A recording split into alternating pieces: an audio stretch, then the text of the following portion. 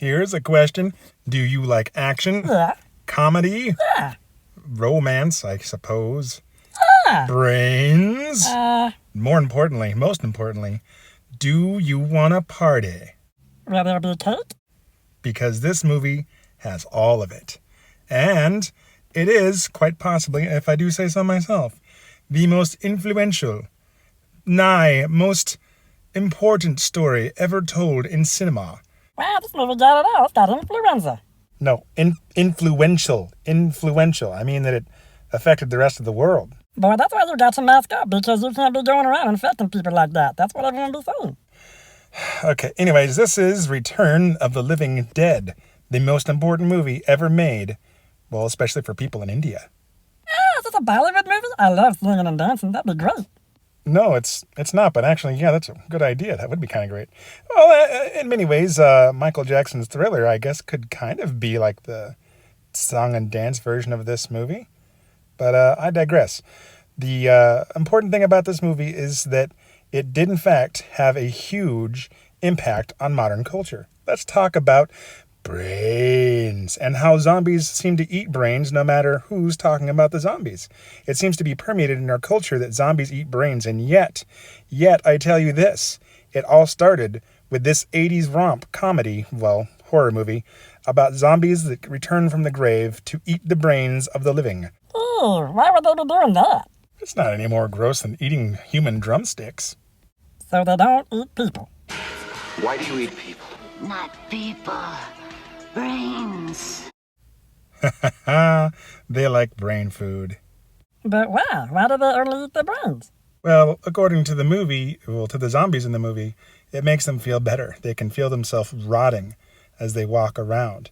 And eating brains takes the pain away. Maybe it's something to do with endorphins stored in the brainy fatty bits of people. I don't know.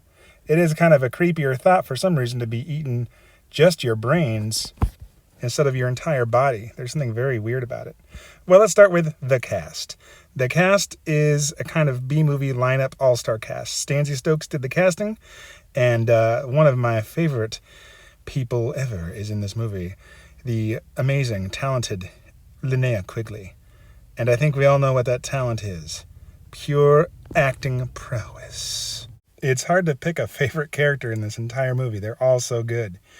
Even some of the zombies you'd call a character because they leave an impression on you for quite a while.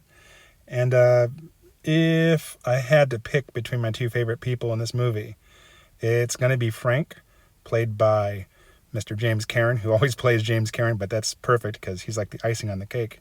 And of course, the gloppy goodness, the unmistakable silhouette of the Tar Man, who, well, let's just take a look. Who's there?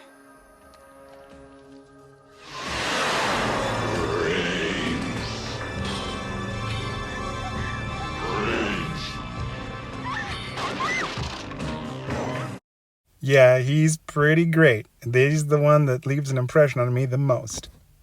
He's super gross and scary. Damn. Yeah, I know. Besides the dancing naked zombie girl, I think he's the thing that people remember the most about this movie, besides, of course, brains. Everybody eating brains. Do you know the Tar Man actually has his own line of barbecue sauce? You can find it on the Facebook page of the fandom for Return of the Living Dead. Plenty of merchandise, posters, shirts, hats, I think even some underwear.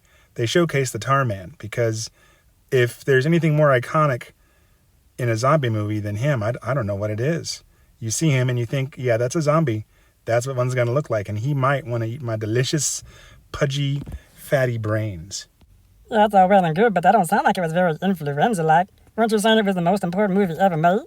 Oh, it is. Why don't you go ahead and give a listen to the commentary track from the DVD release of Return of the Living Dead. Those skeletons. There's a line of dialogue here in which they talk about the skeletons with perfect teeth. And he thinks that there's a skeleton farm in India.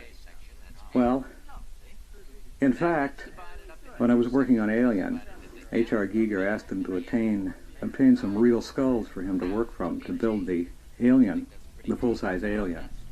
And they did. They purchased them and they brought in skulls which were wrapped in plastic, just like that. And they were the most beautiful skulls I had ever seen. They were like works of art. I was struck by their perfection. And the teeth were all perfect. And I was told they were ordered from India, and they were sold for medical purposes, but the production had bought them for gear to use. And he took a hacksaw and cut them into pieces and stuck them back together. And subsequently, when I was working with Tobe Hooper, who meant to direct this film himself, we were talking about this scene. Hooper was aware also that medical skeletons were purchased from India.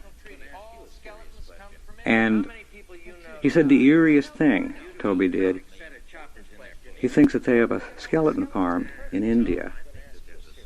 I thought about it a while, and it was such a creepy idea when I wrote the script. I put that in. The picture was released, and a few months after the picture opened, I read a news item that the government of India had suddenly stopped the deportation of all skeletons for medical purposes. And ever since then, it's very difficult for medical schools to get them. They use plastic skeletons. And it may have been a coincidence, or the film may have indeed come to their attention, and they may have put a stop to it. I have the feeling, the creepy feeling, that there was something very criminal going on in India. At what age does a person have an absolutely perfect skull and set of teeth? When they're young. Yeah, pretty horrifying implications about what was going on over there. And it's hard to deny given the evidence. So this movie changed the world. And it might have saved lives over in India for all we know. All I'm saying is that the movie is awesome. You should check it out, watch it, and then agree with me that it is the best movie ever put out by mankind. Simply the best. Simply the best, better than all the rest. Hey, isn't that Linnea Quigley over there? You could go get her autograph right now. Oh, man. Oh, wow, it is. I'll be right back. I've just got to look like I'm a professional and not some slobbering little fanboy. Let me go get my Return of the Living Dead hat, lunch pail, and underwear before I go. Hold on, boy. She ain't looking so good. She's looking like she's kind of influential herself right now. If I was you, I would maybe wear a helmet or... Oh, God. Oh, no. Oh, no, my brains, my second favorite organ. Oh, God, no. No. How am I going to part my hair now? Hey, y'all, here's a fun idea. Like and subscribe and hit the bell icon for better content than this, I hope.